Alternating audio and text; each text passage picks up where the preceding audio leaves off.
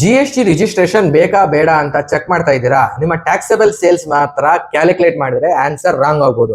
Hi, ನಾವು ನಿಮ್ಮ Dhanush. G S T ರಿಜಿಸ್ಟ್ರೇಷನ್ಗೆ ಟರ್ನ್ ಓವರ್ ಕ್ಯಾಲ್ಕುಲೇಟ್ ಮಾಡುವಾಗ ಎಕ್ಸಾಕ್ಟ್ಲಿ ಯಾವ ಸೇಲ್ಸ್ ಕೌಂಟ್ ಆಗುತ್ತೆ? ಜಿ ಎಸ್ ಟಿ ಲಾ ಪ್ರಕಾರ ಅಗ್ರಿಗೇಟ್ ಟರ್ನ್ ಓವರ್ ಕ್ಯಾಲ್ಕುಲೇಟ್ ಮಾಡಬೇಕು. ಇದರಲ್ಲಿ ಜನರಲಿ ಇನ್ಕ್ಲೂಡ್ ಆಗೋದು taxable supplies, exempt supplies, export supplies, interstate supplies and same PAN ಇರುವ supplies ನ ಆಲ್ ಇಂಡಿಯಾ ಬೇಸಿಸ್ ಅಲ್ಲಿ ಕನ್ಸಿಡರ್ ಮಾಡಬೇಕು. ಫಾರ್ ಎಕ್ಸಾಂಪಲ್, ಸಪೋಸ್ ನಿಮ್ಮ ಸೇಮ್ ಪ್ಯಾನ್ ಅಲ್ಲಿ 3 ಬಿಸ್ನೆಸ್ ಇರುತ್ತೆ ಅನ್ಕೊಳ್ಳಿ. ಬಿಸ್ನೆಸ್ 1ರಲ್ಲಿ ಕರ್ನಾಟಕ ಟ್ಯಾಕ್ಸಬಲ್ ಸೇಲ್ಸ್ 18 lakhs, ಕರ್ನಾಟಕದಲ್ಲೇನೆ ಎಕ್ಸಾಮ್ ಸೇಲ್ಸ್ ಬಿಸ್ನೆಸ್ 2ನೇದಲ್ಲಿ 4 ಲಕ್ಷ, ತಮಿಳ್ನಾಡಲ್ಲಿ 5 lakh, export sales 3 lakh, total 30 lakh. So 18 lakhs taxable sales ಇದೆ ಅಂತ ಮಾತ್ರ ನೋಡಬೇಡಿ. Aggregate turnover 30 lakhs. So ಮತ್ತೆ important point, aggregate turnover calculate ಮಾಡುವಾಗ ಬೇರೆ ಟ್ಯಾಕ್ಸಸ್ ಇನ್ಕ್ಲೂಡ್ ಮಾಡಂಗಿಲ್ಲ. So turnover is calculated before other tax components. Easy memory trick ಏನು ಅಂತ ಅಂದ್ರೆ, taxable plus exempt plus export plus interstate is equal to aggregate turnover PAN wise all India. G S T ರಿಜಿಸ್ಟ್ರೇಷನ್ಗೆ turnover calculate ಮಾಡುವಾಗ ಈ mistake ಮಾಡಬೇಡಿ.